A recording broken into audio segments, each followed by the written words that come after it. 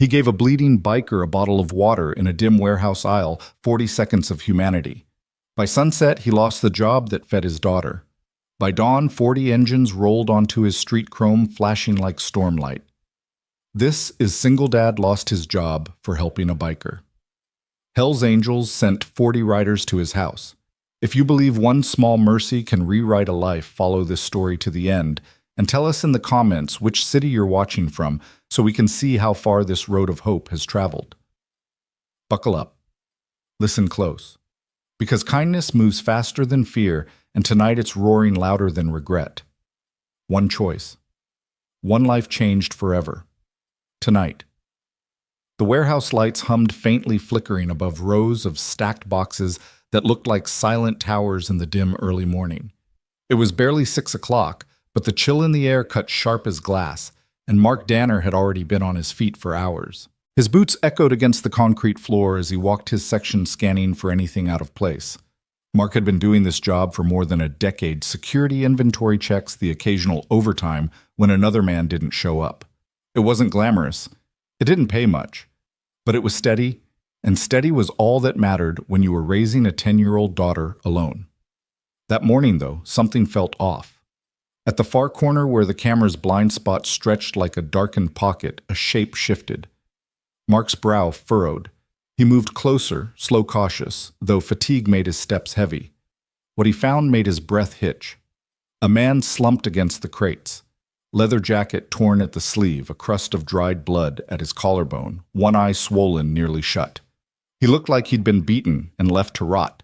His chest rose shallowly, breath wheezing, but his posture, head tilted up, spine stiff, still carried a stubborn pride.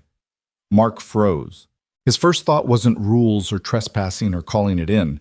His first thought was this man's hurt. He glanced toward the camera overhead. The angle missed this corner by inches. Nobody would see. Nobody would know. Mark reached into his worn lunch bag and pulled out what little he had: a thermos of coffee half full and a plastic bottle of water. He crouched down, wordless, and held the water out. The man's hand trembled as he took it. He unscrewed the cap, slowly tilted it to his lips, and drank. They didn't speak, but in that silence something heavier than words passed between them. A kind of recognition. Only 40 seconds. That was all. The biker pushed himself upright, nodded once, then slipped back into the shadows, and was gone. Mark stood, feeling the weight of his choice settle over him, though he didn't regret it. He couldn't just walk away. He didn't know that in a few days this moment would change everything. 2 mornings later, Mark showed up for his shift, like always. Cap pulled low, the one Emma had stitched for him with crooked red thread spelling out "My Hero." He didn't notice the manager waiting near the aisle until it was too late.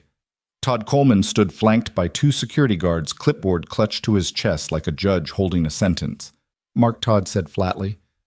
"We need to talk." Mark slowed. "What's this about? You were seen on camera aiding an intruder. You didn't report it. That's a violation of protocol." Mark blinked, stunned. "I gave a man water. He was bleeding." Todd didn't flinch. "And you let him walk away. That's negligence. You're terminated effective immediately." The words hit like a hammer. Before Mark could protest, the guards moved in, escorting him toward the exit, as though he were a criminal. No handshake. No thank you. Just silence. Outside, the cold wind sliced through his jacket. Mark sat on the curb, staring at the empty lot. His hands shook, but not from the cold. 10 years of loyalty erased in an instant. His thoughts spiraled. How would he tell Emma? She was only 10, still too young to carry the weight of adult burdens. But life didn't pause just because she was young. Rent would still come due. Bills would still pile. Mark rubbed his face, feeling the sting behind his eyes. He wouldn't let her see him break. He rose, walked home through the drizzle, and forced his steps steady. That evening, Emma was hunched over her coloring book at the small kitchen table.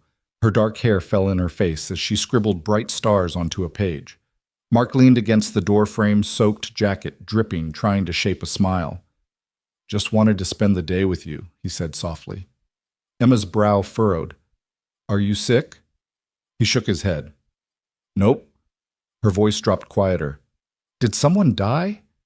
Mark gave a weak laugh. "No bug." "Nothing like that." She paused, eyes searching his face. Did we get fired? His heart cracked. She always said we never you, because in her mind they were in this together. Mark nodded once. Emma slid off her chair and wrapped her arms around him tight, her voice muffled against his jacket.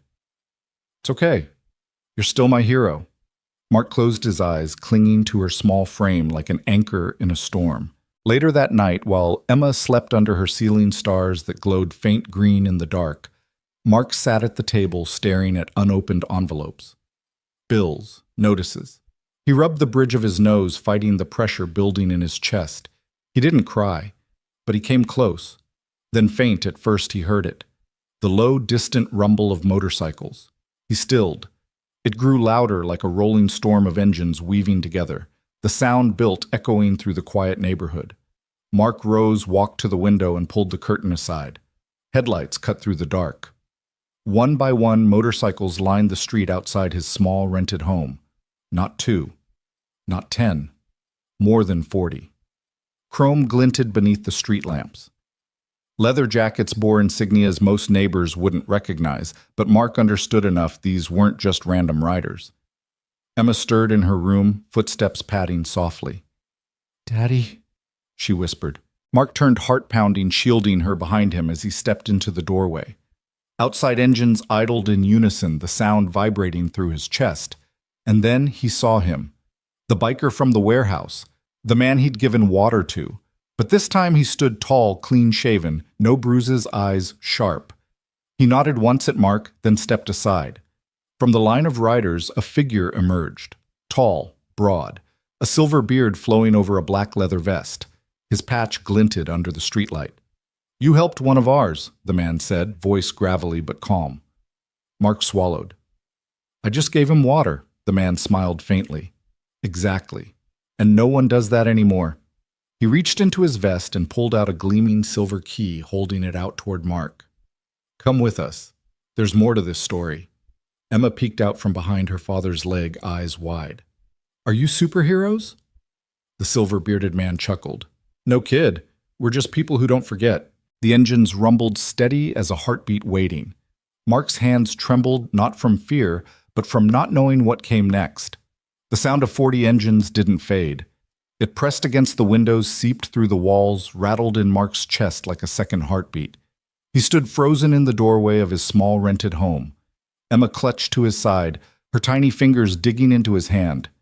The silver-bearded man held the key out with a calm patience, as though the entire street weren't holding its breath. Curtains twitched from every house, neighbors whispering, cell phone cameras catching shaky footage. Mark swallowed hard. His instinct screamed to shut the door, to lock it, to keep Emma away from men like this. But the biker's eyes were steady, not wild. Honest. "I don't want trouble," Mark managed. His voice cracked from the weight of it all. "You didn't cause trouble," the leader replied evenly. "You eased a man's pain when nobody else would. That kind of man, we ride for him." The biker Mark had helped stepped forward, then the one called Ridge. He extended a hand, scarred knuckles and calloused palm open. "Name's Ridge," he said. "You looked me in the eye when I was invisible." Mark hesitated. Then slowly, cautiously, he reached out and shook Ridge's hand. Still confused, he asked the only question that fit. "Why are you all here?" Ridge's mouth curved into the faintest smile. "Because we don't let men like you fall." The silver-bearded leader pushed the key into Mark's palm. It was heavy cold. "This unlocks something we think you've earned. A second chance." Emma's eyes lit curiosity, glowing brighter than fear. "Daddy?" she whispered, tugging his sleeve. "Let's go." Mark looked down at her. He wanted to say no to keep her safe, but then he looked back up, saw the rows of engines, the faces lined with respect rather than menace. For reasons he couldn't explain, he nodded. The leader gestured toward the back of the line. A black van idled quietly, its engine a steady hum against the thunder of bikes. "Come," he said. Mark took Emma's hand. Together they stepped into the night. The van's door slid open with a soft hiss. Inside sat something Mark hadn't expected, something that stopped him cold. A motorcycle. But not just any. Matte black. Red trim polished to a shine. Lines, sleek, clean, powerful. A Harley-Davidson rebuilt with care, gleaming as though it had been reborn from ashes. Mark stared. His jaw worked, but no words came. I don't ride, he stammered. You don't have to, Ridge said gently. But your father did. The words hit Mark like a punch to the ribs. He turned sharply, confusion mixing with disbelief. My father. The silver-bearded leader stepped closer, eyes soft with memory. Rusty Danner. Rode with our chapter back in the 80s. Quiet man, good man, always fixed what others broke. He died before you turned 10, didn't he? Mark's throat tightened. He nodded barely. How do you know that? The leader reached into his vest, pulled out a photo worn at the edges. He held it out. Mark's breath caught. His father, Rusty, smiled in the picture grease on his hand, standing beside a younger version of Ridge. This bike was your dad's, the leader said. We rebuilt it in your honor. In his honor. Mark's hands trembled as he reached out, fingers brushing the handlebars. It felt like touching a memory. Emma's eyes widened. Daddy? Is it ours? Mark couldn't speak. He swallowed hard, blinking back the sting rising in his eyes. The convoy of motorcycles roared to life again. The van pulled into line. Mark sat in the passenger seat, Emma curled beside him, eyes pressed to the glass as the riders flanked them on both sides. Their engines weaved a protective shield around the van's steel and leather, moving as one. The city streets blurred past. Stoplights, storefronts, gas stations, everything seemed smaller with the sound of 40 engines pounding against the night. Emma whispered nose against the glass. They're like knights. Mark glanced at her, then back at Ridge riding point. He didn't say it aloud, but part of him thought the same thing. They drove for nearly an hour past neighborhoods and highways until finally the convoy slowed. They turned into a wide, empty lot where a weathered building stood. At first glance, it looked abandoned. Dust on the windows, paint peeling, but then the garage doors rolled open. Lights flickered on inside. And there it was, a fully equipped motorcycle repair shop. Tools gleamed on walls, fresh paint coated every surface, the smell of oil and sawdust lingered in the air. Above the entrance, a freshly painted sign read in bold letters, Danner Customs. Mark froze. What is this? Ridge stepped up beside him, his eyes steady. Your new workplace, your new beginning. Mark shook his head, stumbling back a step. I don't understand. I don't have the money. I don't know how. We'll teach you. We'll help you. Ridge cut in. His tone carried no doubt. Your dad taught half of us. Now it's our turn. Emma grinned wide, clapping her hands. Daddy's shop. Mark felt his knees weaken. His heart pounded as he stared at the sign again, then at the men around him. He wanted to argue, to refuse to say it was impossible. But deep down, a tiny ember he thought long dead sparked to life. They walked inside. Mark's fingers brushed over the smooth countertop. The socket wrenches hung neatly on the pegboard, the scent of fresh lumber. It all felt impossibly familiar, like stepping into a memory he had never lived but always carried. On the far wall hung a single tool belt, dusty but intact initials burned into the leather, R.D. Rusty Danner. Mark's throat closed. His hand shook as he lifted the belt from its hook. It smelled faintly of oil and leather. When he strapped it around his waist, it didn't feel strange. It felt like home. The biker stood back, letting the silence stretch, giving him space to feel the weight of the moment. Emma tiptoed around the shop, inspecting every corner with delight. She plopped onto a stool, pulled a scrap of paper from her bag, and began sketching. Ridge leaned toward Mark. Sometimes silence says everything, he murmured. Mark tightened the belt and exhaled. For the first time in weeks, maybe months, the knot in his chest loosened. Not because life was suddenly fixed, but because he wasn't alone anymore. The next morning, sunlight filtered through the dusty windows of the garage, painting streaks of gold across the floor. The smell of oil and wood still lingered in the air. But for the first time in a long time, Mark woke to something other than dread. Emma was already up, perched on a stool by the front counter, sketching furiously with a box of half-broken crayons. Her tongue stuck out in concentration as she scrawled letters across a scrap of paper. Mark rubbed the sleep from his eyes and leaned against the doorway, watching her. What are you drawing, Bug? Emma turned the paper around proudly. Bold letters spelled Danner Customs outlined in shaky flames. Our shop sign, she said with a grin. Mark's chest tightened. He didn't know whether to laugh or cry. That's pretty good. It's perfect. Ridge's gravelly voice cut in from behind. He leaned against the workbench, arms folded, eyes crinkling with approval. We'll get that painted on the window. Emma beamed. Mark shook his head, still overwhelmed. I don't even know where to start. I don't know what I'm doing here. Ridge pushed off the bench. You'll learn. You've got the hands for it, same as your old man. The silver-bearded leader stepped forward, his tone calm, steady. Listen, Mark. This isn't charity. This is legacy. Your father gave more to us than you'll ever know. We're not handing you a gift. We're giving back what was always meant for you. Mark lowered his gaze, fingers tugging at the tool belt strapped around his waist. The leather felt heavy, worn, but grounding. I'm not him, No Ridge said simply. You're you, and you're the man who gave a stranger water when the world would have walked away.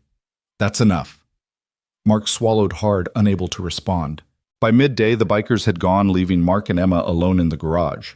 The silence felt strange, heavy, but not unwelcome. Mark wandered the shop, brushing his hand across the polished surfaces, the neatly arranged tools.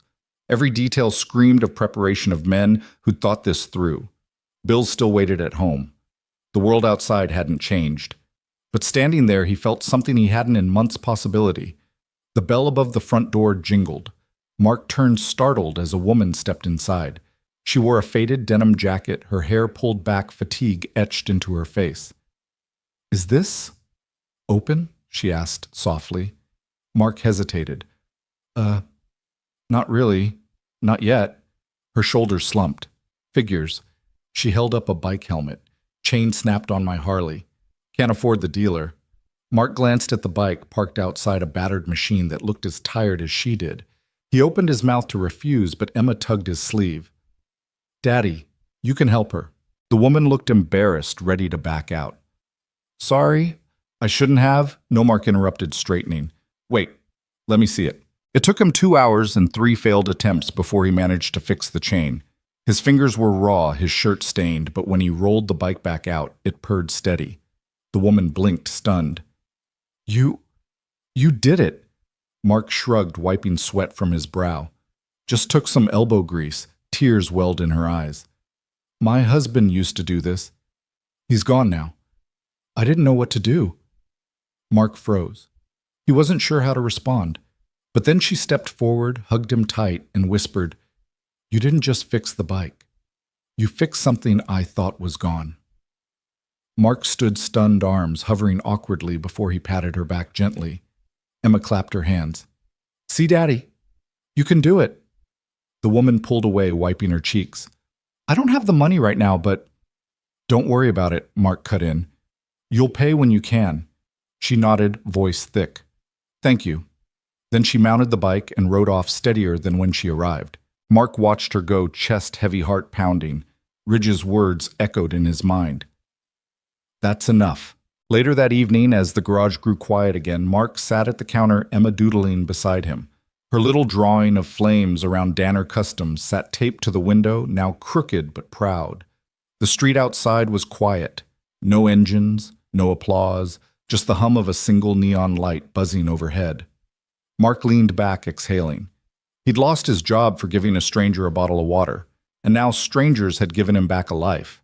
He wasn't sure how long it would last, but for the first time in weeks, maybe years, he didn't feel like he was falling. Emma rested her head on his arm, eyelids drooping. It's our shop, Daddy, she murmured sleepily. Mark looked down at her lips, trembling into the faintest smile. Yeah, Bug. It's ours. And for the first time, he let himself believe it. Morning sunlight spilled across the shop floor, dust motes drifting lazily in its golden beams. Mark stretched his back sore from the day before, still feeling the weight of the tool belt against his hip. The air smelled faintly of oil and sawdust, comforting in its own way, like a promise waiting to be fulfilled. Emma sat at the counter, tapping her crayons against the wood, eyes bright. Daddy, do you think people will come today? She asked, her voice tinged with hope. Mark gave a faint smile, though doubt gnawed at him. Maybe. We'll see. She grinned undeterred and turned back to her latest sketch, a version of the shop sign now surrounded by stars and lightning bolts. Before Mark could answer, the faint roar of an engine echoed from the street outside. His stomach tightened, unsure whether to expect another customer, or something else. The door opened, the bell chiming. Ridge stepped in his boots, heavy against the concrete, his presence filling the room. "You survived your first day," Ridge said with a crooked grin. "Barely," Mark muttered. Ridge glanced at the crooked sign Emma had taped to the window. He smirked. "Looks official to me." Emma puffed her chest proudly. "I made it?" Ridge crouched to her level voice, softening. "Then it's already the best shop in town." Emma giggled, and Mark felt his chest tighten. There was something in Ridge's tone that reminded him of a big brother he never had. Ridge motioned for Mark to follow. "Come on, there's something you need to see." They walked outside. Parked at the curb was the black Harley from the night before, its paint gleaming chrome polished until it caught the morning sun like fire. Mark's breath caught. "That's my dad's bike." Ridge nodded slowly. "Rebuilt from the ground up, every bolt, every line. We kept it alive all these years." Mark stepped closer, his hand trembling as he brushed his fingers over the handlebars. The leather seat was smooth, freshly stitched, but still carried the ghost of wear. Memories he hadn't touched in years flooded back his father's rough hands, the smell of motor oil on his jacket, the rumble of that same Harley when he was small and sat perched on the seat clinging to Rusty Danner's waist. I thought it was gone," Mark whispered. "It was never gone," Ridge said quietly. "Just waiting for you." Mark's throat ached, his vision blurring. Emma tiptoed closer, her eyes wide. "Daddy, can you ride it?" Mark forced a shaky laugh. "Not like your grandpa could." Ridge stepped forward, laying a hand on the seat. "You don't need to ride it yet. But understand this, Mark, your father wasn't just one of us. He saved lives, fixed what was broken when no one else could. Men still ride today because of him." Mark turned sharply. "You knew him." Ridge's eyes softened. "He patched my gas line on a winter ride with nothing but duct tape and grit. Saved my life. That's why we rebuilt this. Not just for him, for you." The silver-bearded leader approached, then his presence commanding without force. He held another object in his weathered hands, a small tin box, its surface scratched with years. He offered it to Mark. Inside lay a handful of old photographs, some yellowed edges curled. One showed Rusty Danner, grinning grease on his hand's arm slung around a much younger Ridge. Another showed Rusty on that very Harley. Emma's wide eyes reflecting his face almost perfectly. Mark's heart slammed against his ribs. He was one of the quiet ones, the leader said softly. Didn't talk much. But when you needed him, he was there. That kind of man leaves a mark that doesn't fade. Mark closed the tin box slowly, swallowing past the lump in his throat. "I don't deserve this." The leader tilted his head. "That's where you're wrong. You gave Ridgewater when the world turned its back. That tells us everything we need to know." Emma tugged at Mark's sleeve, her eyes shining. "Daddy, Grandpa's bike is ours now." "Isn't that amazing?" Mark knelt, cupping her face gently. His voice broke. "Yeah, Bug. It's amazing." By afternoon, the shop felt alive again. Ridge showed Mark how the lifts worked, guiding his hands through motions with patience. Another biker Chains explained the booking software, his gruff voice softening whenever Emma asked questions. Emma darted around the shop like a tiny inspector, sketching her official logos on scraps of paper and sticking them to the walls. At one point, she climbed onto the stool and declared proudly, "This is the best place ever." Mark laughed, shaking his head. "You're the boss already, huh?" She nodded seriously. "Yep, I'm your partner." Ridge smirked. "Smart kid." "She's right. You're not doing this alone." Mark's gaze swept across the shop, the tools, the bike, the men who stood quietly in his corner. He felt the knot in his chest loosen just a little more. For the first time, he wasn't defined by what he'd lost. He was standing in what he might gain. That night after the bikers had left, Mark and Emma sat outside the shop on the curb. The sky above turned purple, streaked with orange from the setting sun. Emma leaned against him, tired but glowing with excitement.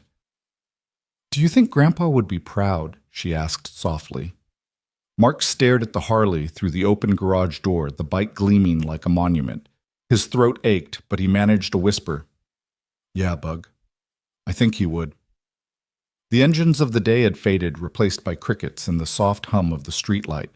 For the first time in a long time, Mark allowed himself to believe in tomorrow. The morning air carried a crisp bite, the kind that made breath visible and reminded Mark of long-forgotten autumns with his father. He stood in front of the garage, staring up at the freshly painted sign, Danner Customs. The bold letters gleamed in the sun, Emma's crooked drawing taped proudly in the corner of the window beneath it. His chest swelled with pride, but also fear. This wasn't a warehouse shift where you clocked in and clocked out. This was his name above the door. His father's name. His responsibility. Emma skipped in circles around him, clutching a piece of chalk. She stopped suddenly and began scribbling stars on the concrete in front of the garage. "So everyone knows this is a special place," she explained earnestly. Mark chuckled softly. "You're doing all the advertising for me?" "Of course," she said, tongue sticking out as she worked. "I'm the boss, remember?" Before he could reply, the low rumble of engines approached. Mark stiffened, the sound still foreign in his quiet street, but when the convoy of bikers came into view, his tension eased. Ridge led the pack, followed by half a dozen riders.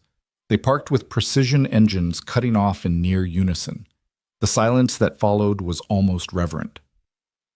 "Morning," Ridge called, stepping off his bike.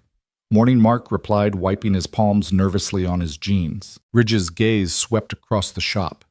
"You ready for the next step?" Mark hesitated. "What step?" The silver-bearded leader who'd stayed in the background before walked forward now. His eyes held the weight of quiet authority. "The world already thinks you've got a shop, but now it's time to run it." Mark's stomach twisted. "I told you I don't know how to do this." Ridge's voice dropped, calm but firm. "Then you'll learn, starting today."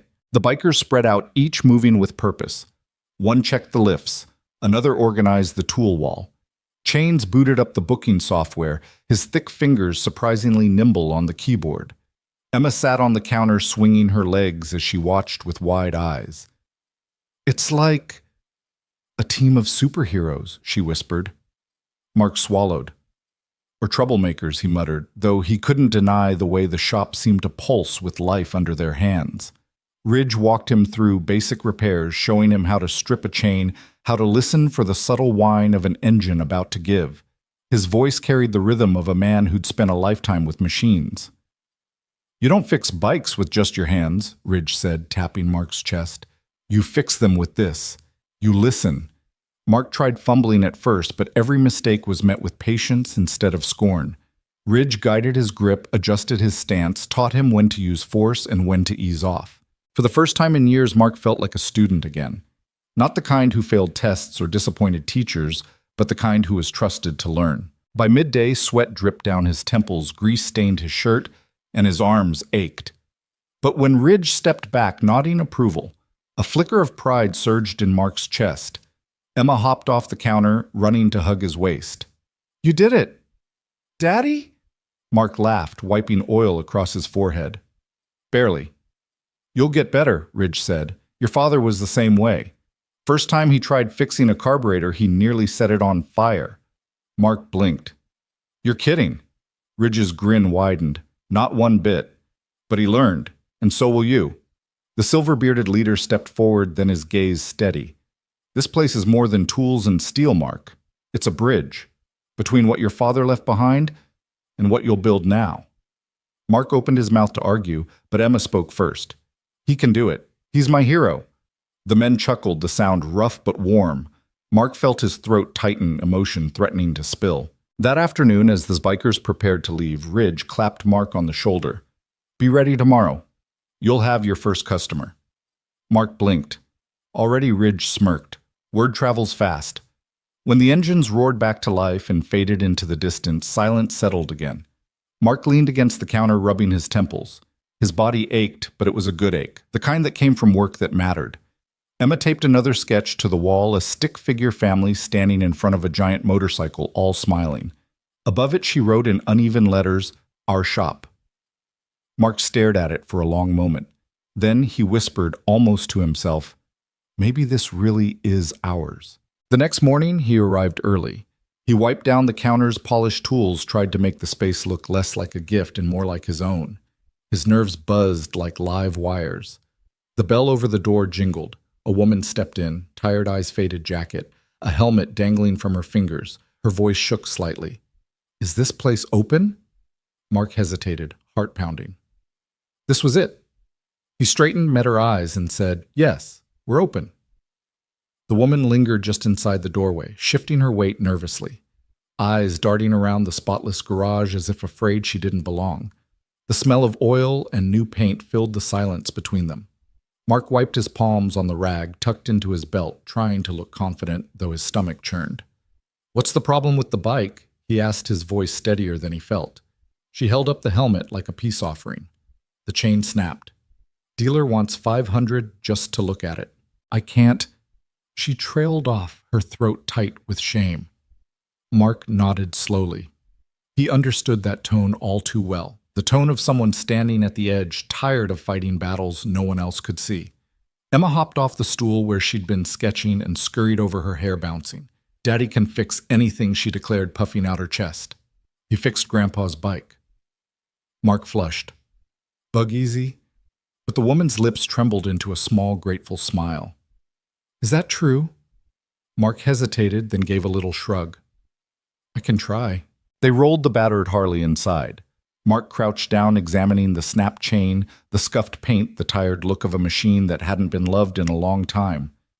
It's been through a lot, he murmured. The woman crossed her arms, hugging herself. So have I. Their eyes met, and something unspoken passed between them. Mark swallowed. Give me a couple hours. She nodded, biting her lip, then wandered to the corner where Emma was back at her coloring. They began chatting softly, Emma pointing out stars on her picture, the woman laughing gently for the first time in what looked like weeks. Mark set to work. His hands shook, at first clumsy with nerves, but the longer he worked, the more instinct took over. He remembered Ridge's calm instructions, the way his father's tool belt felt snug around his waist, grounding him. The first attempt failed. The second nearly did too. But he refused to quit. Sweat dripped into his eyes. His arms ached, but he kept pushing. Finally, after what felt like forever, the bike purred back to life under his hands. Mark exhaled a shaky breath, chest heaving. He wheeled it forward, wiping grease from his palms. The woman's eyes widened. You fixed it. Mark gave a modest shrug. It should hold. Might need some extra tuning in a few weeks, but you're good to ride. Her voice broke. My husband, he used to fix it. He's gone now. I didn't think I'd ever hear it run again. Mark froze, unsure what to say. But then she stepped forward, suddenly wrapping her arms around him. The hug was fierce, desperate, grateful. You didn't just fix the bike, she whispered against his shoulder.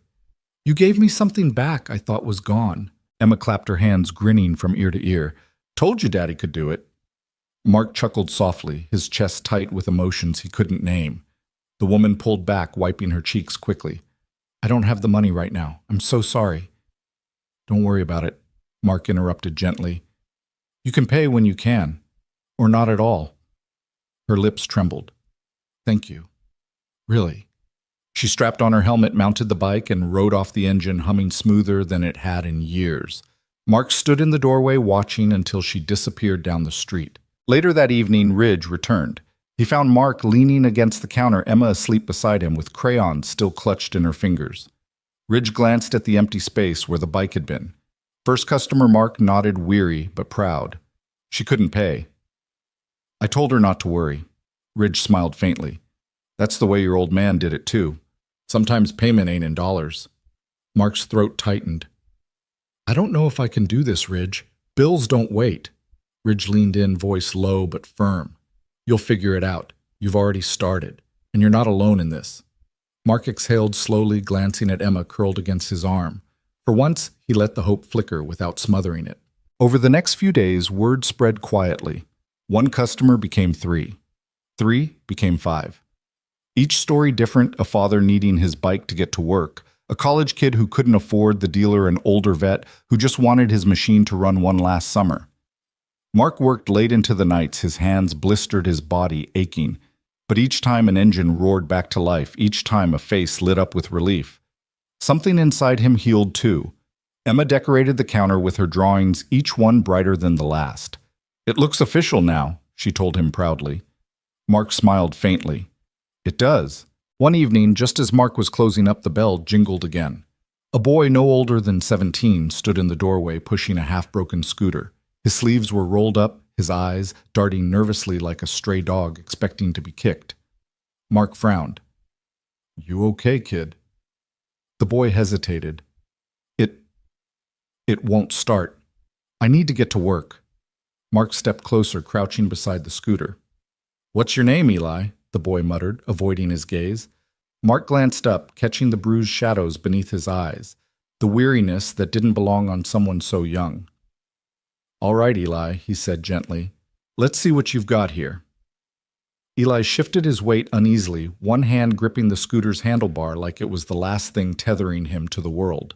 His clothes were thin for the weather, his sneakers frayed, and though he tried to stand tall, Mark could see the exhaustion written in every slouch of his shoulders. Emma peeked from behind the counter, her eyes wide with curiosity. She tilted her head, whispering, "Daddy, he looks hungry." Mark gave her a small nod, then turned back to Eli. "Where are you headed?" The boy shrugged, his gaze fixed on the floor. "Night shift at a diner. Bus stops running after 11. I'll get fired if I don't make it." Mark crouched down by the scooter, running his fingers along the rusted frame. The thing was a mess, wiring, frayed engine caked with grime bolts loose. Most people would have tossed it. "You keep this thing running by yourself?" Mark asked. Eli gave a little shrug, shame flickering across his face. "Best I can. Learned from YouTube." Mark let out a breath through his nose. "Not a bad start, but it needs more than duct tape and prayers." For the next hour, the garage filled with the smell of oil and the scrape of metal on metal. Mark worked steadily, guiding Eli's trembling hands through the steps. "Hold this wrench steady," Mark said, demonstrating. "Don't force it. Let it give." Eli followed, clumsy at first, but quick to learn. Sweat dripped down his temple, but his focus didn't break. Emma hovered nearby, handing them tools when they needed, her small face glowing with the importance of helping. At one point, Eli muttered, "Nobody's ever shown me this before."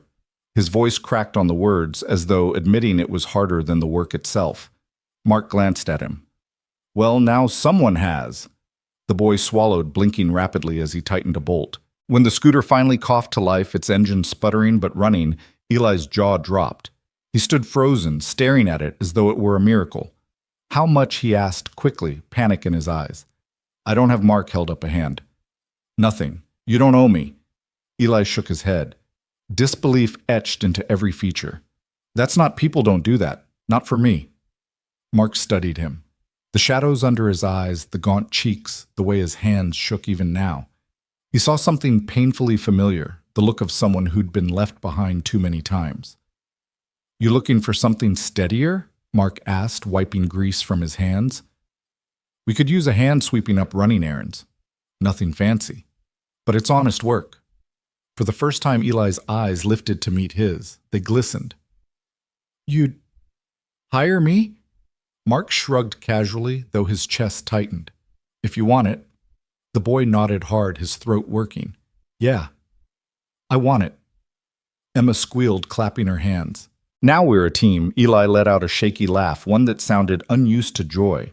Later that evening, when Ridge stopped by, Mark told him about Eli. The biker leaned against the doorframe, arms crossed, watching the boy sweep diligently each movement, careful as though he didn't want to break whatever fragile chance he'd been given. "He reminds me of someone," Ridge murmured. Mark didn't ask who. He already knew. Over the next week, life inside Danner Customs began to take on rhythm. Customers trickled in, sometimes with busted chains, sometimes with engines that hadn't run in years. Mark tackled each job with grit and growing confidence. Eli shadowed him, soaking up every word, his posture slowly shifting from wary to steady. Emma became the shop's little ambassador. She greeted customers at the door, taped her drawings proudly to the walls, and sometimes perched on a stool to supervise, her voice filled with authority. One afternoon, she presented Eli with a drawing of their trio, Daddy, Emma, and Eli, all standing beneath the glowing sign. At the bottom, she scrawled "Family Team." Eli stared at it for a long time before tucking it carefully into his backpack, as though it were treasure. But while inside the shop life grew brighter, outside the world still whispered. Neighbors peeked suspiciously at the stream of leather-clad bikers who occasionally rumbled by. Some crossed the street when Ridge's crew came near. Mark noticed the looks. He saw the unease. Yet each time a customer walked away on a working bike, gratitude shining in their eyes, the noise of judgment dulled a little more. One evening, Mark sat at the counter, Emma asleep in a corner, Eli tinkering quietly with spare parts. The garage lights buzzed softly overhead. Ridge leaned in the doorway, a smirk tugging his lips. "Word's getting out. People are talking about you." Mark frowned. "What are they saying, that you fix what others give up on?" Ridge replied simply. Mark let the words sink in. They carried weight heavier than the tool belt at his waist. A week later, the truth of Ridge's words hit him full force. It started with a single photograph posted online, a snapshot of Emma's crooked flame-covered logo taped to the shop window. Beneath it, someone had written, "Best mechanic in town with the kindest heart. Helped my brother for free when no one else would." Within days, the image spread. Local biker forums, community groups, even a news outlet picked it up, dubbing him the man who fixes what others forget. Mark felt the shift. Calls increased. Customers lined up. And with each engine repaired, each life touched, the garage grew less like a miracle and more like home. The bell over the garage door jingled non-stop that following week. It was as if Emma's little drawing on the window had become a beacon, pulling people who had all but given up hope on their bikes straight into Danner Customs. Mark barely had a chance to breathe. He spent his days under hoods, bent over chains, his fingers blackened with grease, sweat dripping into his eyes. Yet with each job completed, with each engine sputtering back to life, he felt something stirring inside him, a sense of purpose he hadn't felt in years. Emma, meanwhile, had transformed into his self-appointed secretary. She greeted every customer with a firm, "Welcome to Danner Customs." Her drawings decorated the counter, the walls, even the tool pegboard. When people laughed at her flame-colored letters, she only puffed her chest out and declared, "That's our brand." Eli swept diligently, fetched tools, and slowly began trying his hand at small repairs under Mark's watchful eye. He still flinched whenever someone raised their voice too loud, but the shadows under his eyes had begun to fade. One evening, as Mark closed up shop, he stepped outside into the cool dusk air. Ridge leaned against his bike at the curb, arms crossed, watching him with an unreadable expression. "You're making waves," Ridge said. Mark frowned. "That good or bad?" Ridge smirked. "Depends on who you ask. But around here it's good." The next morning, as Mark adjusted a carburetor on a beat-up Yamaha, the bell jingled again. This time, the man who stepped through the door stopped Mark cold. Todd Coleman, the warehouse manager. The man who'd fired him without hesitation. He looked out of place in the garage, his pressed shirt, wrinkled tie loosened, face pale. His eyes darted across the walls, the tools, the logo taped proudly to the window. Mark straightened slowly, wiping his hands on a rag. His jaw clenched. "Didn't expect to see you here." Todd swallowed. "Neither did I." Ridge emerged from the office, arms folded. His presence filled the room with quiet threat. Todd stiffened but pressed on. "I heard rumors," Todd said carefully, "that you were working with criminals. I had to see for myself."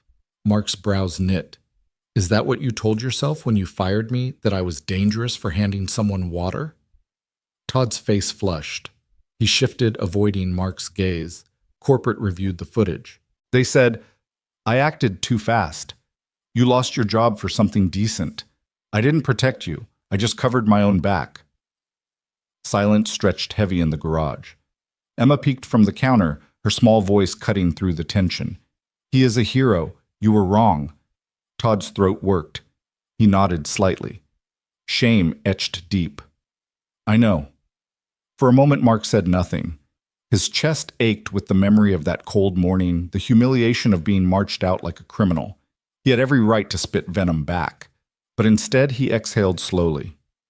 "Thanks for saying it." Todd blinked, clearly startled.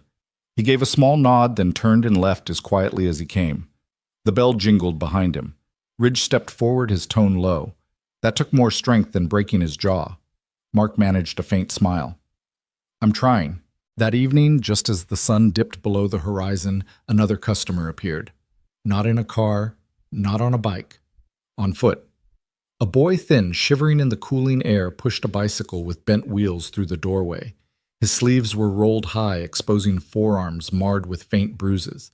His eyes were sharp but tired, darting like someone too used to being told, "Leave." Mark crouched down, inspecting the bent frame. Rough day. The boy gave a humorless laugh. Rough life. Ridge leaned in the doorway, his gaze narrowing, but he said nothing. Mark looked up at the boy. "What's your name, Eli?" he muttered. Emma bounded over, curious. "We already have an Eli." The boy gave her a blank stare, then cracked the faintest smile. Mark studied him carefully. "All right, Eli, let's see what we can do." The repair wasn't complicated. What was complicated was the silence that hung in the room. Eli finally broke it, voice rough. "I'm 17. No family. Sleep behind the library most nights. 2 part-time jobs. Scooter broke, so I walk." Mark's chest tightened. He recognized the hollow tone of someone fighting to stay upright when the world had already written him off. When they finished, Eli touched the working scooter like it was a fragile miracle. "How much?" he asked quickly, panic flickering in his eyes. Mark shook his head. "You don't owe me." Eli's face twisted with disbelief. "Nobody does that. Not for me." Mark met his gaze steady. "Then maybe it's time somebody did." The boy blinked rapidly, his lips parting like he wanted to say more but couldn't. "Look," Mark added, "if you're looking for steadier work, we could use a hand around here. Sweeping the lot, fetching parts. Nothing fancy." For a long moment, Eli said nothing. Then his voice cracked. "You'd give me a chance?" Mark shrugged. "Everyone deserves one." Eli's throat worked as he nodded hard. Then, "I'll take it." Emma cheered, throwing her arms around him in a hug that startled him so much he laughed an awkward, rusty laugh, but laughter nonetheless. That night, when the lights dimmed and the garage finally quieted, Mark sat at the counter, head in his hands. The sound of Ridge's voice cut through the silence. "You've built something here, Mark. Don't doubt it. You've given second chances to more people than you know." Mark lifted his head, exhaustion etched into his features, but in his eyes glowed a spark. He whispered almost to himself, Maybe this is what I was meant to do." The Harley in the corner caught the last glint of the setting sun, shining like a reminder of everything he thought he had lost, and all he was beginning to find. The morning began with a knock at the shop door, long before opening hours. Mark blinked awake from his makeshift cot in the corner office, the faint smell of oil and sawdust still heavy in the air. Emma stirred on the couch, hair sticking up in every direction. Mark dragged himself up, rubbing sleep from his eyes, and pulled the door open. A woman stood there with a cell phone in her hand, grinning. "You're trending?" she announced. Mark frowned, confused. "I'm what?" She flipped the phone around. On the screen was a photo of his shop window, Emma's crooked flame-drawn logo taped proudly at the glass. Beneath it, bold letters read, "Best mechanic in town with the kindest heart. Helped my brother for free when no one else would." Mark blinked. His stomach tightened. "Who posted this?" "Doesn't matter," she said with a smile. "It's everywhere now. Facebook groups, biker forums, even the local paper shared it." Before Mark could respond, the faint rumble of engines drew closer. A pair of bikes pulled into the lot, followed by a battered pickup. Strangers climbed out, tools in hand, smiles wide. Emma rushed out barefoot, her pajama shirt hanging loose. "Daddy, we're famous!" Mark stared at the vehicles lining up, heart pounding. This wasn't just word of mouth anymore. The story was spreading. By noon, the garage buzzed like a hive. Customers came in one after another, some for repairs, some just to see the man from the story. A mother with 2 kids thanked Mark for fixing her brother's scooter for free. A veteran shook his hand silently, his eyes glassy with gratitude. Emma played hostess, passing out juice boxes she'd smuggled from their fridge at home. Eli worked harder than ever, his hands blackened with grease, his pride unmistakable each time a customer nodded at him. Mark tried to keep up, but part of him felt unmoored. How had this happened so fast? The bell jingled again, and this time Mark froze. Standing in the doorway was Todd Coleman. Todd looked smaller, somehow, stripped of the authority he once wielded. He glanced around the packed garage, the bustling energy, the customers smiling at Emma's drawings on the wall. His jaw clenched, shame written deep across his face. Mark crossed his arms, grease-stained rag clenched tight. "What are you doing here?" Todd shifted uncomfortably. I came to see it for myself. Didn't think it was real."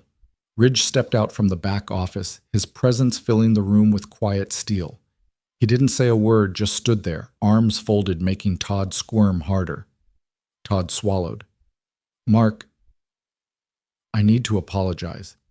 Corporate reviewed the footage from the warehouse. They said I acted too fast.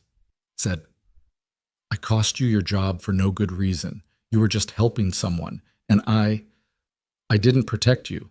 I was scared for my own neck." The garage fell silent. Even Emma stopped mid-doodle to stare. Mark's chest tightened. Images flashed through his mind, being marched out by guards, the humiliation of standing in the cold lot. Emma's little voice whispering, "It's okay. You're still my hero."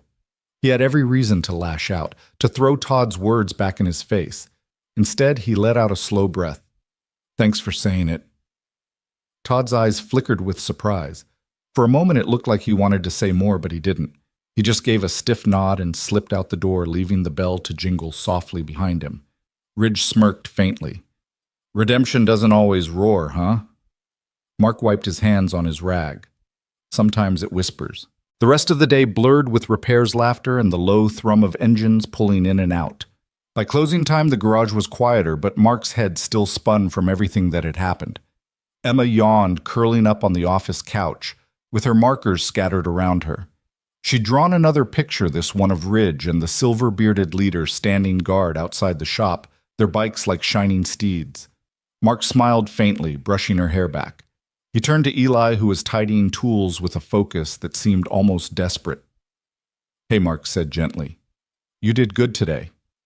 Eli glanced up, startled. Then a slow smile spread across his face, small but real. "Thanks." Ridge leaned against the counter, his eyes watching both of them. "This place, it's turning into more than a garage." Mark raised an eyebrow. "What do you mean?" Ridge's voice dropped low. "It's turning into family." Mark swallowed hard, his throat tight. For the first time since losing his warehouse job, since his life had collapsed, he let himself believe it.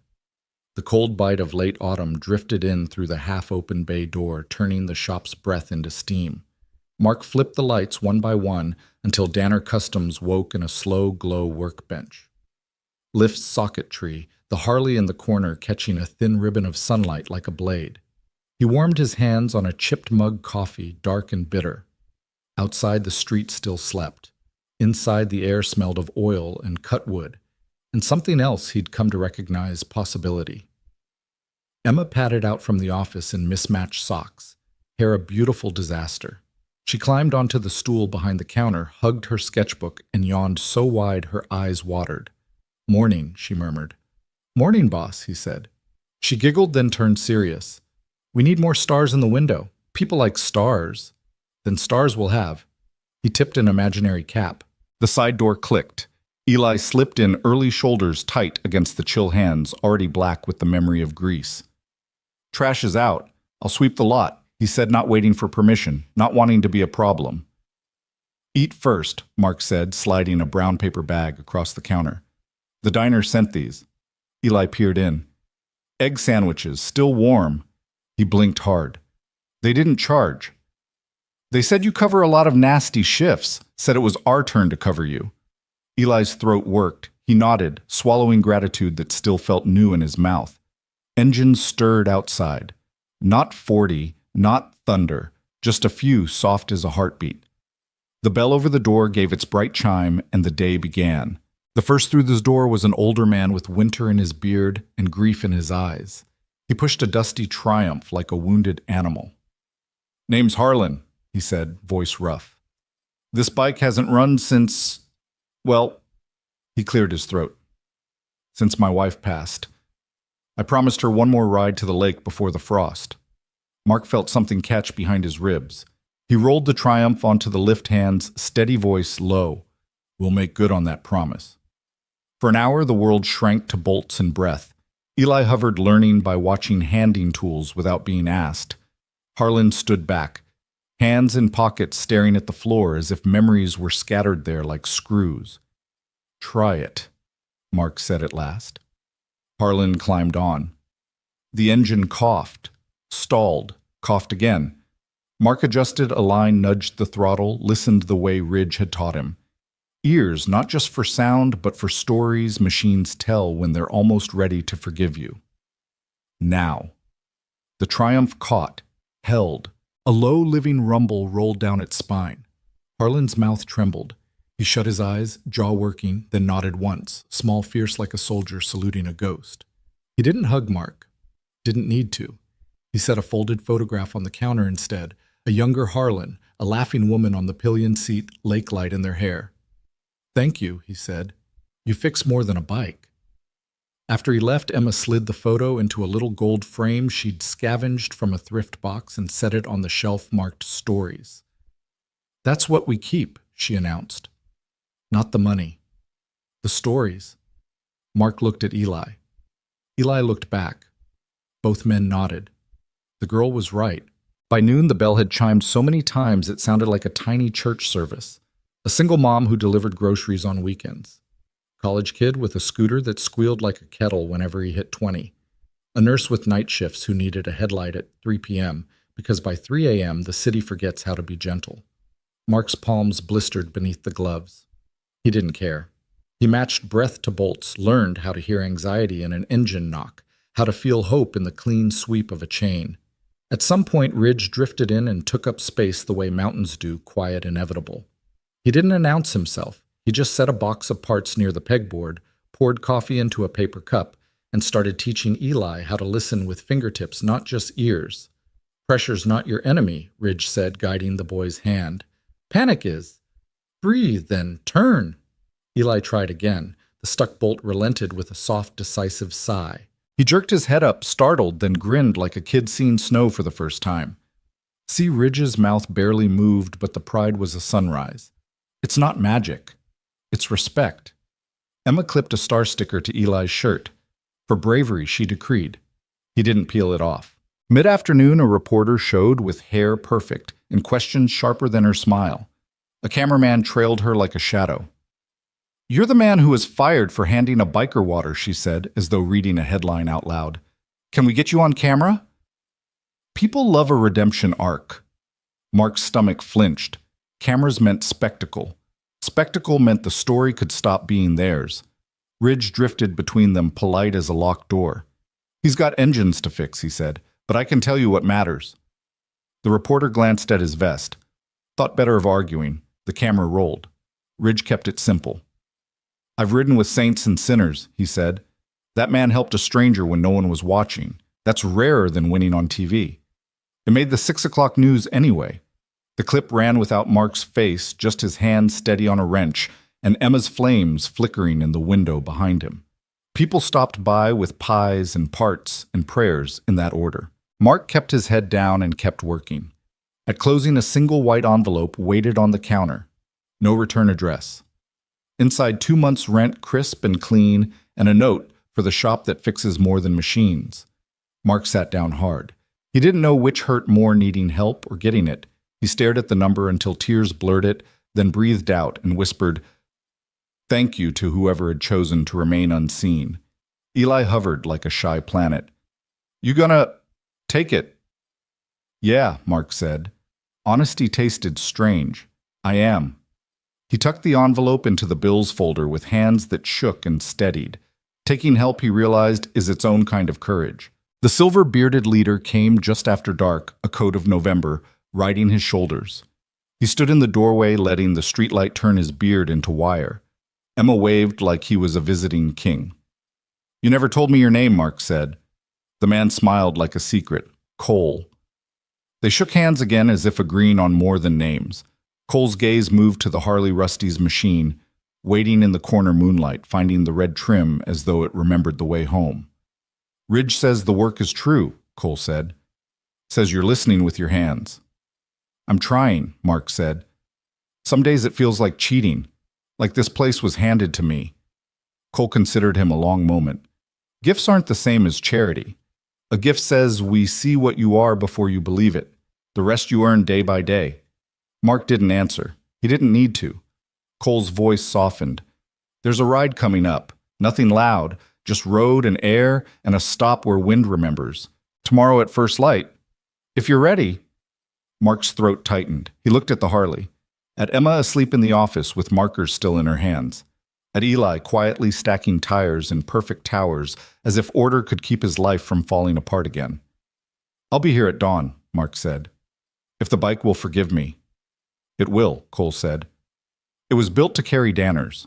That night, rain came thin and silky, tapping at the bay door like a polite guest. Mark rolled the Harley closer, set a tarp just so, and stood staring at the initials burned into the old tool belt on the hook RD. He touched the leather. It was warm from the day's work. He whispered what he hadn't been able to say as a boy at a graveside he barely understood. I'm trying, Dad. The rain answered in soft applause. By the time he turned off the lights, the shop felt like a chest closing around a heartbeat. He spread a blanket over Emma, slid a second toward Eli without making a show of it, then sank onto the office cot and let exhaustion pull him under. For a moment, just before sleep, he felt the old fear rise. This won't last.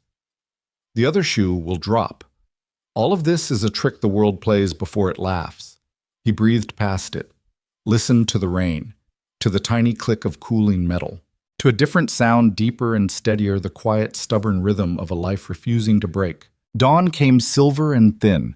The rain had washed the street clean, left the sky the color of new steel. Mark stood at the bay door with a helmet in his hand that used to be his father's, and a knot in his stomach that had always been his own. Ridge rolled up first, visor up, grin crooked. He tossed Mark a pair of gloves already warmed in his pockets. Road's calling, he said. Cole arrived next, engine low, presence immense. He didn't speak, didn't need to. Mark swung a leg over the Harley. The seat took him in like a memory. He found the clutch, the throttle, the breath he'd been holding for 10 years. Easy, Ridge said. Let her come to you. Mark thumbed the starter. The Harley woke not with a roar, but with the steady, satisfied exhale of something that knows its purpose. It thrummed through his bones, through the soft places he'd tried to armor. He looked back at the shop, Emma framed in the office window with bedhead and a blanket around her shoulders. Eli beside her, two silhouettes raising their hands like a blessing. Mark nodded. Ridge eased out. Cole followed. Mark tucked in behind them. The street opened. The morning lifted. Ahead, the road stretched a ribbon, laid across a country that sometimes forgets how to be kind. He rolled on the throttle. The bike answered. Not loud, not angry, true. And as the three of them slipped into the clean light of a new day, Mark felt it fear, yes, but also something bigger, something truer, a quiet readiness for wherever the road would ask him to go next. Tomorrow there would be customers and bills and busted parts and people who needed saving in ways that don't make the news. Tomorrow he'd keep fixing what others gave up on. But today he rode. The road stretched out like a ribbon of steel under the pale dawn, the Harley humming steady beneath Mark. Wind whipped against his jacket, crisp with the last bite of autumn. And for the first time in years, he wasn't just moving forward, he was riding with purpose. Ridge kept pace on his left, Cole on his right, the three of them a triangle cut against the horizon. Mark's knuckles tightened on the grips, every vibration running through his bones. Fear prickled under his ribs. He hadn't ridden since he was a boy clinging to his father's waist. But the bike seemed to know him, seemed to remember. Each gear shift settled more naturally, each mile his chest eased. Behind them the town shrank. Houses became fields, fields gave way to winding roads carved through low hills where morning fog clung stubbornly. The engines were the only voices, a chorus that said without words, "You're not alone." They rode in silence for nearly an hour before Ridge lifted a hand signaling. The convoy, just 3 souls, but it felt larger, slowed to a pullout lined with wildflowers bending under the wind. Mark coasted to a stop, boots crunching gravel. He killed the engine, the sudden quiet ringing in his ears. There beyond the field stood a stone marker, weathered but cared for the engraving clear despite the years. Rusty Danner. Mark's breath caught sharp and sudden. His knees nearly gave. He hadn't been here since he was a teenager, angry at the world too broken to say goodbye properly. Cole stepped closer, voice low. We rebuilt it. For him. For you. For all of us who needed someone like him to remind us what decency looks like. Mark's chest heaved. His fingers fumbled with the helmet strap until he yanked it free, setting it on the grass with trembling hands. He walked forward, heart pounding in his ears. The air smelled of damp earth and wildflowers. The stone was cool under his palm when he reached it. For a long moment he couldn't speak, his throat locked. Finally he whispered, "Hey, Dad." Ridge pulled off his gloves and set them gently at the base of the stone. "Your old man saved my life once. Patched me up when a busted gas line could have blown us both sky high. He didn't think twice, just did it. I wouldn't be standing here if it weren't for him." Cole set something beside the gloves, a single black leather glove of his own. "He patched me together more times than I can count. Not just my bike, my spirit." Mark lowered to one knee. Slowly, he pulled Emma's flame-covered drawing from his jacket pocket, the one she'd proudly taped to the shop window. He smoothed the creases with shaking hands and placed it carefully against the stone. "She made this for the shop," he murmured. His voice cracked. "Said it was ours. Yours too." The wildflowers bent under the breeze, as if bowing. Mark stayed there longer than he meant to, lost in the weight of memory. His father's laugh muffled by time.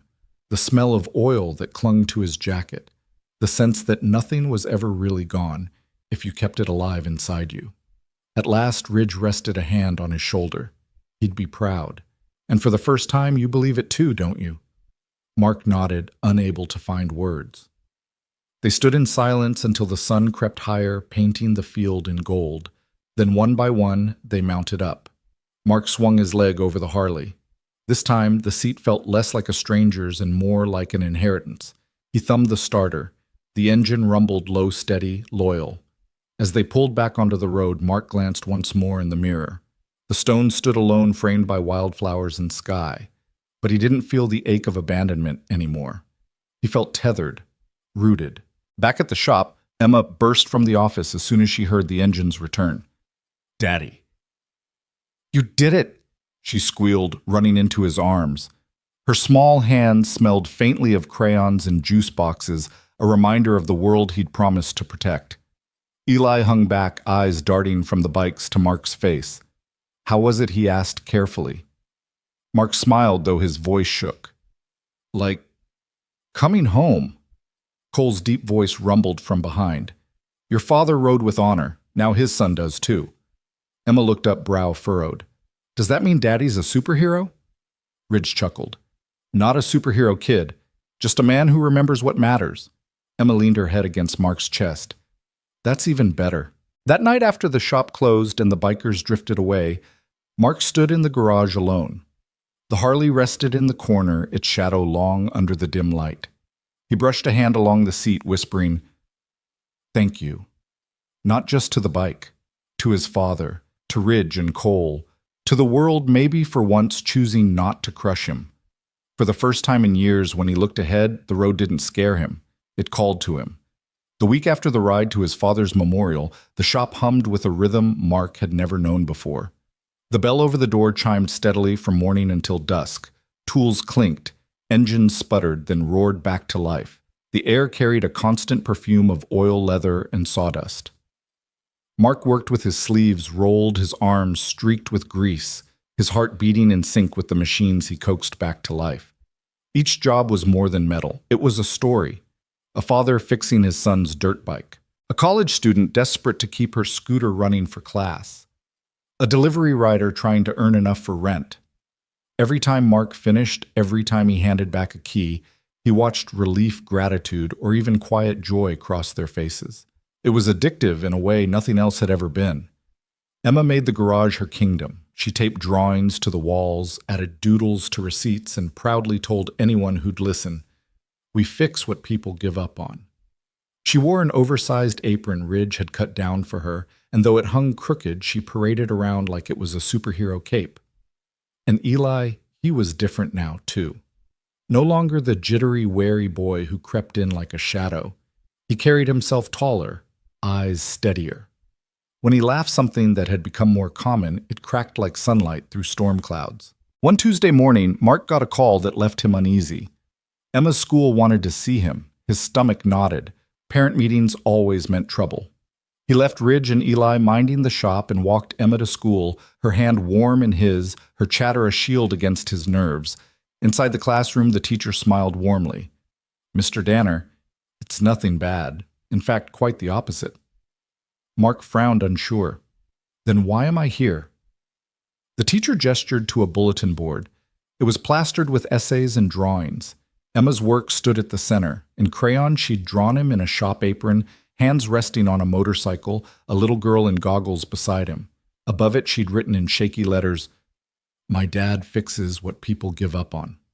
Mark's breath caught. His throat closed. The teacher's smile softened. "She's been talking about your new shop non-stop, writing about it in essays, drawing it in art. We'd love to have you come speak at Career Day." Mark froze. "Me speak?" The teacher nodded. "Yes. You've built something meaningful. The kids would benefit from hearing your story." For a long moment, Mark couldn't breathe. Him Career Day was for lawyers, doctors, men in suits who hadn't been fired for helping a stranger. He shook his head slightly. "I don't know what I'd even say." The teacher smiled gently. "Just tell the truth. That's enough." That night, Mark sat at the counter long after closing. The garage was quiet, save for the ticking of cooling metal.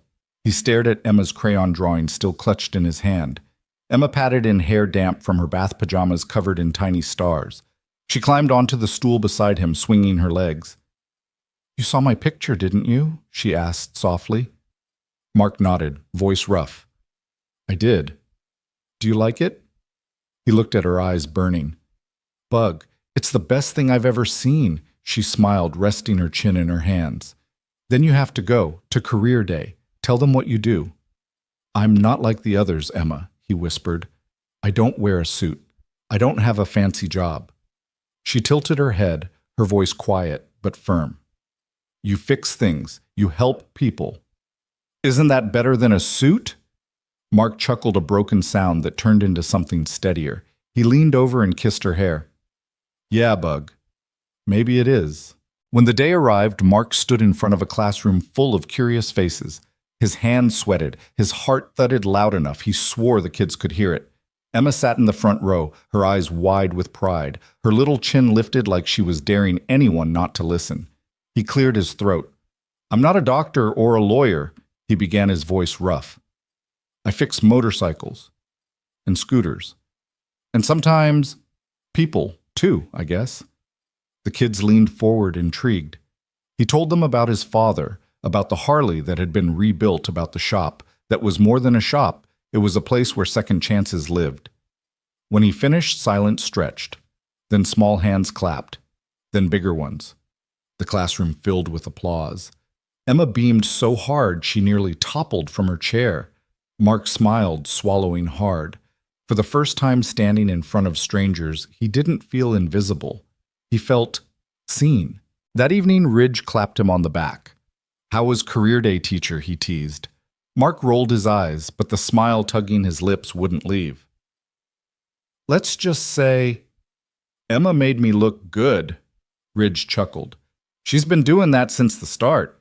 Mark's gaze drifted to the Harley gleaming in the corner, to the framed photograph of his father, to Emma doodling stars on Eli's work boots. Maybe, just maybe, he thought this wasn't just survival anymore. It was life. Snow flurries tapped against the garage windows, the sign over the bay door, Danner Customs, haloed in frost. Inside, the heaters coughed and clanked, the air thick with the scent of oil cocoa and sawdust. Emma had demanded cocoa in December. It made the shop feel less like a garage and more like a home. Business slowed as winter deepened. Bikes went into hibernation. Customers counted bills before asking for repairs. Mark adapted. He sharpened snowblower blades, rewired a delivery scooter that stalled every other block, and tuned up a pair of ATVs for a father and daughter who refused to let cold weather steal their weekends. It wasn't glamorous, but it kept the lights on and kept hope warm. Eli rotated space heaters between the lifts like a sentry on patrol. His knit cap slouched over one eyebrow, making him look younger than 17. Whenever a heater sputtered, he tapped it gently, whispering, "Stay with us, man," the same way he coaxed life out of stubborn bolts. Emma turned the office into her own winter wonderland. Paper snowflakes dangled in the window glitter stuck to everything she touched. One evening, she dragged a chair across the floor, climbed up, and stuck a gold star above the doorframe. "So people feel like they walked into a movie?" she announced. "You're the art department then," Mark said, smiling. "I'm the everything department," she corrected, handing him a crooked sticker that read, "Hello, my name is Hero." He laughed and slapped it onto his apron where grease stained it by noon. Neighbors brought cookies and tins, each with handwritten notes taped to the lids. Ridge's crew stopped by occasionally to clear the lot trade jokes with Eli and let Emma plaster star stickers on their helmets. Their engines idled low at the curb, not thunderous this time, more like a choir humming in harmony. On the 23rd, a woman in a red coat stepped inside. Her helmet dangled from her hand, her eyes bright with tears. "You don't remember me," she said, voice shaky. "You fixed my chain when I couldn't pay." She set a casserole on the counter like an offering. "I got the job that week. I can pay now." Mark tried to wave her off. She insisted. They compromised. She paid in lasagna and laughter, plus a 20 slipped under the tin when she thought he wasn't looking. That night, after Emma brushed her teeth and zipped her jacket up to her chin, she lingered in the office doorway. "Daddy, will Santa know where the shop is?" Mark scooped her up, kissing the top of her head. "He knows where kindness lives," he whispered. "He'll find us." Emma nodded solemnly, satisfied. Christmas Eve arrived with skies the color of steel and streets dusted in white. The garage door was half open, letting in just enough light while keeping most of the cold out. Mark tuned a stubborn carburetor while Eli sorted bolts by size with monk-like focus. Emma perched on the counter, her cocoa mustache glowing proudly. Late afternoon brought the first tremor. Faint at first, then swelling. Engines. Mark set his wrench down slowly. Eli's head jerked up. Emma froze, mitten pressed to her lips. The sound grew louder, deeper, filling the street. Mark rolled the bay door open all the way. Headlights cut through the purple dusk. One by one, bikes poured into the lot, 5, 10, then 40, lined in precise formation. Chrome glinted under strands of tinsel. Santa hats perched on helmets. Ribbons flapped against cold wind. A battered speaker crackled faintly with Jingle Bell rock, distorted but joyous. Ridge parked first, front and center. Cole rolled in beside him, his silver beard glittering with snow. The rest of the riders fanned out a wreath of steel and leather around the open garage. Neighbors peeked from curtains, phones recorded, but no one looked afraid. The sight so often associated with fear shimmered instead with holiday warmth. Emma gasped. Her mitten slipped from her hand. Ridge dismounted and lifted a large box from his saddlebag, setting it on the counter like treasure. Cole placed a second beside it. "For the boss," Ridge said with a grin. "From the family." Emma blinked. "From us?" "From your riders," Ridge corrected gently. Emma glanced at Mark, seeking permission. He nodded, throat too tight for words. She tore into the first box. Inside lay a leather jacket, soft pink and stitched with care. Flames traced the sleeves, tiny and perfect. Across the back in gold lettering, "Little Rivers." Over the heart, her name, Emma. Her mouth opened, but no words came. Mark opened the second box. A child-sized helmet gleamed inside, black with a crown of painted stars, a miniature patch across the back that read simply AFA. Emma reached out, fingertips trembling. "Is this for me?" "For our road captain of tomorrow," Cole said solemnly. "For the one who drew the fire we all followed." Emma squealed, bouncing in place. "Daddy, can I wear it now?" Mark's vision blurred. He nodded. She slipped her arms into the jacket. Ridge crouched to help with the zipper, his massive hands uncharacteristically gentle. Mark set the helmet lightly on her head, fastening the strap beneath her chin. "Too heavy?" he asked. She shook her head fiercely. "I'm strong." Cole knelt so his eyes met hers. A jacket means family, Little Rivers. But it means rules too. No rides without your dad. No rides without helmets. You hear engines, you listen. You hear your heart, you listen harder. "Deal." She nodded solemnly. "Deal." The bikers parted to form a lane. Engines idled low. Emma walked between them, boots crunching snow jacket glowing against the twilight. The circle of riders cheered, not wild, but warm like applause at a graduation. Neighbors spilled onto porches some humming carols. Someone started Silent Night off key but sincere. Engines softened their growl, falling into rhythm like a bass line beneath the song. Emma pressed Ridge's horn. It squeaked politely. Laughter erupted, breaking the cold wide open. Mark wiped at his eyes, failing to hide it. He hadn't cried when he was fired. He hadn't cried when the shop opened. But watching Emma stand proudly in that jacket, surrounded by men who treated her like royalty, he nearly broke. Cole's voice rumbled low beside him. "This isn't charity. It's belonging. She wears what you built." Mark nodded, unable to speak. After cocoa hugs and promises, the riders peeled away in twos and threes. Ribbons snapped in the wind, Santa hats flapping. The last to leave were Ridge and Cole. Ridge tipped his hat at Emma. Cole clasped Mark's shoulder and set a small envelope on the counter without a word. When the lot finally emptied, silence rushed back in. Emma stood trembling in her jacket, eyes glowing. "Daddy," she whispered, "they said I'm family." Mark crouched, unfastened her helmet, and kissed her forehead. "You are Bug. You always were. Now the world knows." Emma fell asleep that night, still wearing the jacket, her fist clenched in the hem, as if to keep it forever. Eli dozed in a chair nearby, knit cap low over his eyes. Mark sat at the desk, Cole's envelope in his hand. Inside was a heavy fuel card and a folded note for rides that teach, for miles that heal, keep leading from behind sun. Mark set the note in the frame on the shelf marked Stories. He turned off the lights. The garage sank into darkness, but it didn't feel empty. It felt like a promise. Winter loosened its grip, slowly reluctant to let go. Snowmelt trickled along the curbs, leaving behind grit and salt, while the shop's bay doors creaked open wider each day to invite in the thin warmth of early spring. The smell of damp asphalt mixed with oil and fresh paint. Business picked up again as bikes emerged from storage, their owners eager to hear engines roar after months of silence. Mark worked long hours, sleeves rolled, face streaked with grease and exhaustion. But the ache in his muscles was good. It was purpose, not punishment. Emma turned the office into her own design studio. She taped up drawings of new logos, stars, and flames dancing across the walls. She even started sketching custom paint jobs for customers, her crayons leaving bold streaks of red and gold. "We should offer design services," she declared one morning, her voice serious. "I'm the creative director." Mark laughed, ruffling her hair. "Guess I'm just the mechanic then." Eli chuckled from the workbench, tightening a bolt. "She's not wrong. Boss lady's running the place."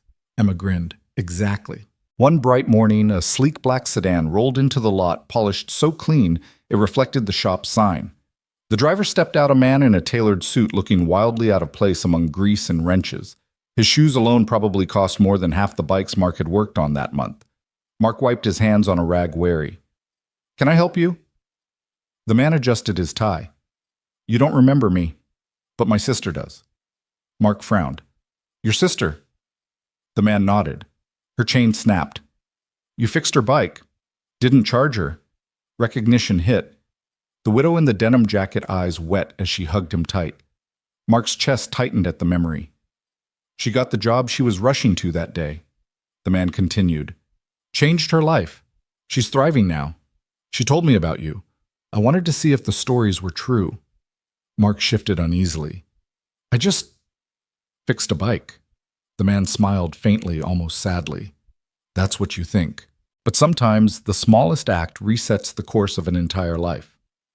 He reached into his coat and pulled out an envelope. "This is from me, and from her. A thank you." Mark hesitated.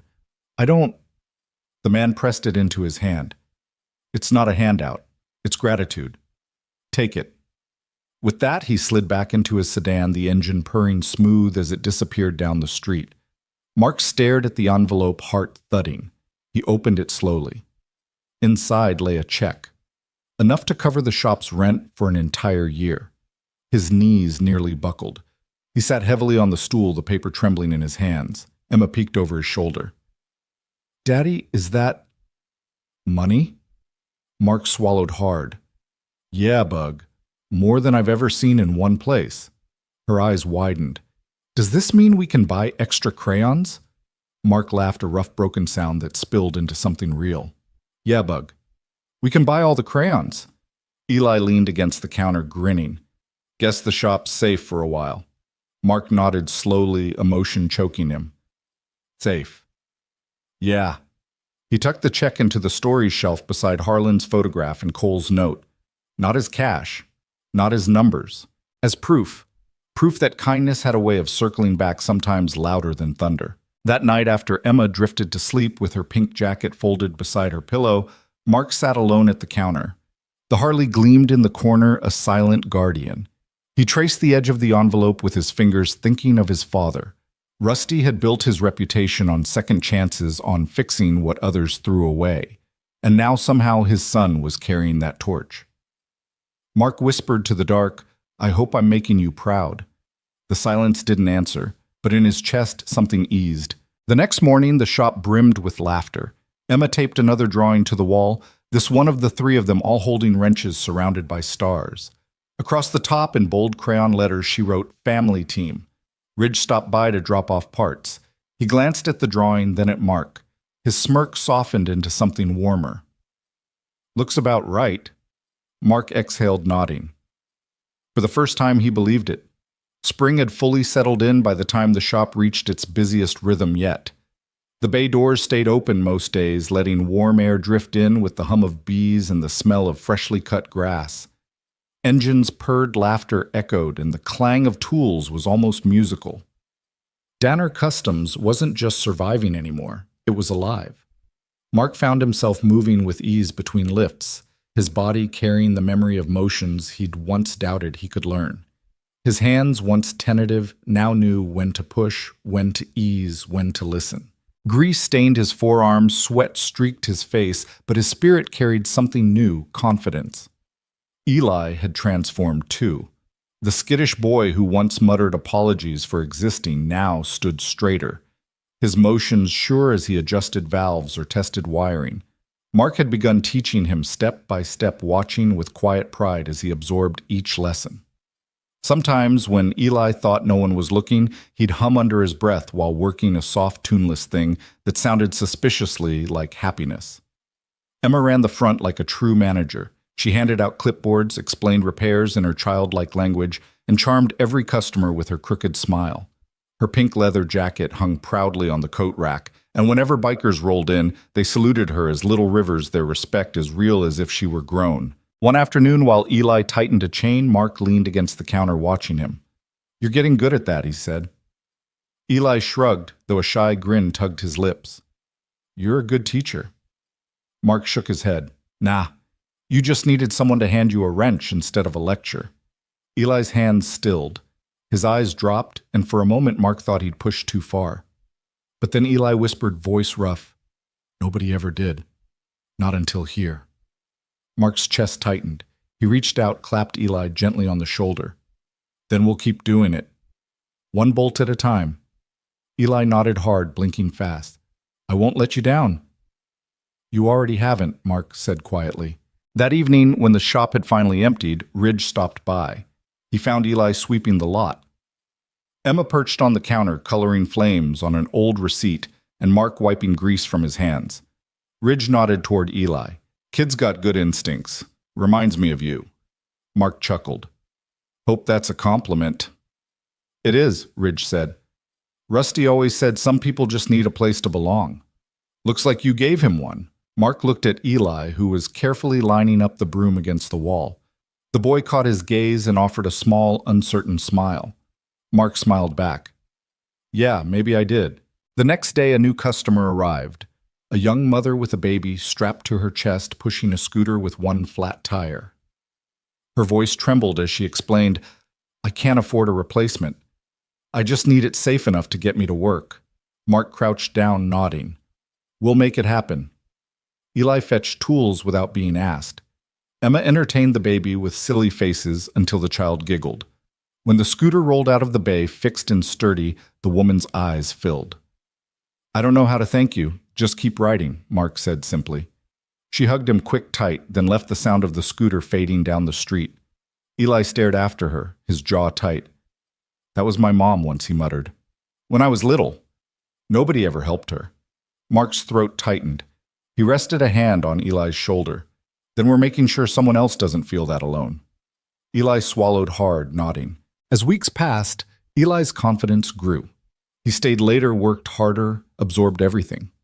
He even began sketching in a battered notebook during lunch breaks, rough diagrams of engines, lists of parts, questions scribbled in the margins. One afternoon, Emma peeked at the notebook and gasped. "Daddy, look."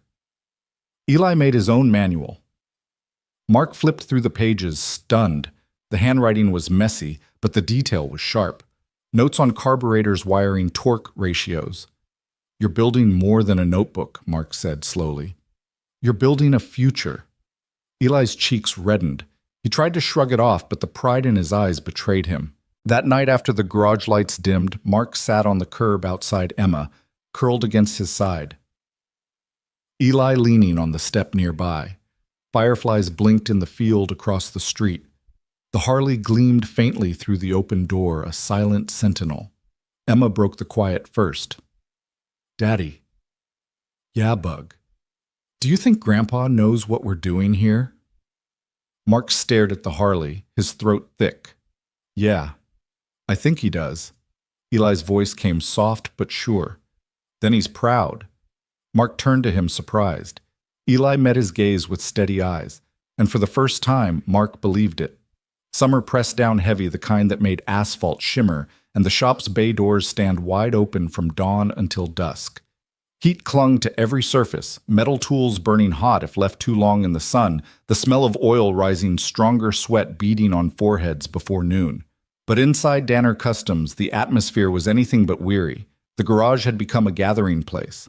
Locals stopped by not just for repairs, but to sit on the old stool by the counter, sip coffee, and talk. Veterans leaned on the workbench, swapping stories. A teenager asked Eli about jobs. Emma darted around in her pink jacket, proudly telling strangers, "We fix things people give up on." Mark often paused in the middle of a repair just to watch them, the small, unlikely family that had formed here. Ridge stopping by with spare parts and advice. Eli's posture no longer hunched with shame, but upright steady. Emma glowing like the shop itself was her stage. And through it all, the Harley in the corner gleamed under the light, a reminder of where it started and how far they'd come. One humid afternoon, the bell jingled and a boy entered, no more than 15, maybe 16. His hands were shoved deep into his hoodie pocket. Eyes sharp with suspicion, he pushed a beat-up scooter that looked ready to collapse. "Need it fixed?" Mark asked gently. The boy shrugged. "Maybe, if it's cheap." Emma bounced over before Mark could answer.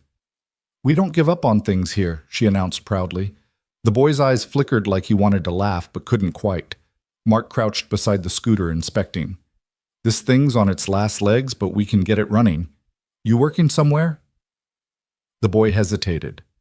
Fast food joint across town. He didn't add more, but his hunched shoulders told the rest of the story. Mark nodded slowly. "All right, leave it here for a couple hours." When the boy looked nervous, Eli stepped forward. "We'll take care of it, promise." His voice carried weight because he knew. The boy's eyes narrowed, but then he nodded and slipped outside. They worked hard in the heat, Eli's shirt sticking to his back as he crawled under the scooter. Mark guided him, but let him lead, watching his student work with steady, determined hands. Emma handed them water bottles and narrated the mission like an announcer at a sporting event. Finally, after 2 sweaty hours, the scooter sputtered back to life. Eli grinned, grease smeared across his cheek. "Told you," he muttered under his breath. When the boy returned, he stared wide-eyed at the working scooter. "How much?" he asked quickly, panic in his voice. "Nothing," Mark said. The boy froze. "What do you mean, nothing?" Mark shrugged. "Sometimes people just need a chance." The boy blinked rapidly, gripping the handlebars like they were lifelines. His lips trembled. He turned without a word and pushed the scooter out. His head ducked low, but his back straighter than when he'd walked in. Eli watched him go, eyes distant. "That was me," he said softly. Mark placed a hand on his shoulder. "Not anymore." Word of mouth grew. People called the shop the place where kindness rides. A local newspaper ran a feature complete with a photo of Emma's logo taped to the window. Strangers began stopping by just to see if the story was true. One afternoon, Ridge came in holding a folded letter. City Council's been watching, he said, setting it on the counter. They want to honor you. Mark blinked, stunned. Honor me? For what? Ridge smirked. For not looking away. Emma gasped, eyes wide. Daddy, you're going to be famous. Mark shook his head, overwhelmed. I didn't do anything special. I just gave a man water. Ridge leaned in, voice low. And you kept giving after that. That's rarer than you think. The ceremony was simple but powerful. Locals filled folding chairs a podium set up in front of the town hall. Emma clutched his hand tightly as they called his name. Mark stepped forward, nerves jangling. He looked out at the crowd faces he'd helped, strangers who had heard whispers. Bikers who had become family. He cleared his throat. I didn't do anything extraordinary, he said. His voice wavered but grew steadier. I just didn't look away.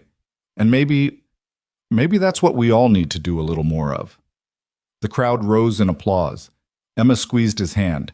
Eli wiped his eyes quickly when no one was looking. For the first time in years, Mark didn't feel like a man scraping by. He felt like a man standing tall. That evening, as twilight settled, Mark sat on the curb outside the shop. Emma leaned against him, her jacket snug, her crayon-smudged fingers curled around his. Eli sat nearby, sketching diagrams in his notebook, humming softly. The Harley gleamed inside, steady as a heartbeat. Mark whispered into the quiet, We're going to be okay. And for once, he believed it. Late summer carried with it the hum of cicadas and the shimmer of heat waves off the street. Danner Customs had become more than a shop by now. It was a story people told. Strangers arrived not just with broken bikes, but with bruised hopes carrying rumors of a man who fixed both. Mark felt it every time the bell chimed, every time Ridge's crew rumbled by to lean against the bay door, their laughter mixing with the clang of wrenches. What had started with a bottle of water had grown into something bigger than he could have dreamed. Emma ruled her Counter Kingdom pink jacket draped on her chair, crayons scattered like confetti. She had begun to sign her drawings now, Little Rivers. Customers smiled when they saw the name. Some even asked if she could sketch flames or stars for their tanks. Eli had become his shadow in the bay. His hands, once timid, now moved with confidence, guiding chains into place, listening to the subtle whine of an engine with a mechanic's intuition.